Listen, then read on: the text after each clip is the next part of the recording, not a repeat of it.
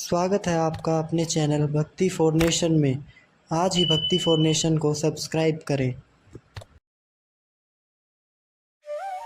नमस्कार दोस्तों, स्वागत है आपका अपने चैनल भक्ति फॉर नेशन में। आज भगवत गीता 365 डेज चैलेंज का डे 4 है, अध्याय 1 श्लोक 7। तो चलिए शुरू करते हैं। अस्माकं तु विशिष्टाये तानि बोध द्विजोत्तम नायकामं सेनस्य संज्ञा अर्थतान ब्रवीमिते। हिंदी अर्थ। हे ब्राह्मण श्रेष्ठ, हमारे पक्ष में जो प्रधान हैं उन सेनापतियों को भी आप जान लीजिए। आपकी जानकारी के लिए मैं अपनी सेना के उन नायकों के विषय में बताता हूँ। दुर्योधन द्रोणाचार्य को संबोधित करते हुए कहते हैं कि हमारी सेना में जो विशेष रूप से कुशल और शक्तिशाली योद्धा है उनके बारे में भी आप जान लें। द्विजोत्तम का अर्थ है ब्राह्मणों में श्रेष्ठ, जो द्रोणाचार्य के प्रति आदर का सूचक है। यह उसकी अपनी सेना के प्रति आत्मविश्वास और युद्ध से पहले एक प्रकार का मनोबल बढ़ाने का प्रयास भी दर्शाता है। दुर्योधन यहाँ यह सिद्ध करना चाहता है कि उसकी सेना में भी पांडवों की सेना से कम नहीं है और उसमें भी अनेक पराक्रमी योद्धा हैं। यह श्लोक दुर्योधन की मनोवैज्ञानिक चाल का भी हिस्सा है, जहाँ वह अपने गुरु को अपनी शक्ति का प्रदर्शन करके उन्हें प्रेरित करना चाहता है।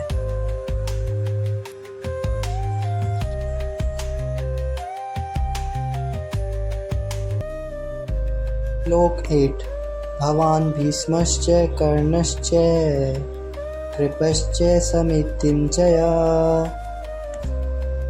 अश्वत्थामा विकर्णश्च सोमदत्तिस्थेव च।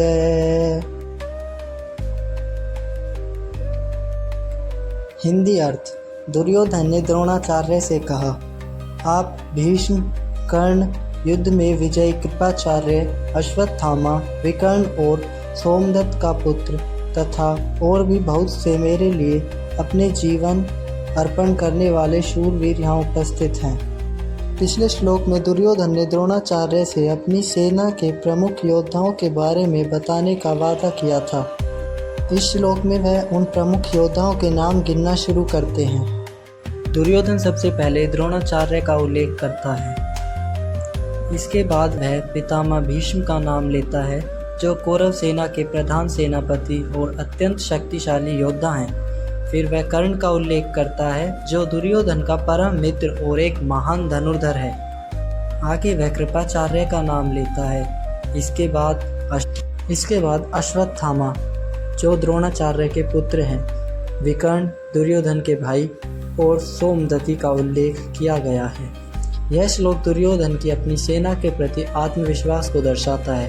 वह इन नामों को सूचीबद्ध करके द्रोणाचार्य को और साथ ही स्वयं को भी आश्वस्त करना चाहता है कि उनकी सेना में एक से बढ़कर एक पराक्रमी योद्धा हैं, जो युद्ध में पांडवों का सामना करने में सक्षम है।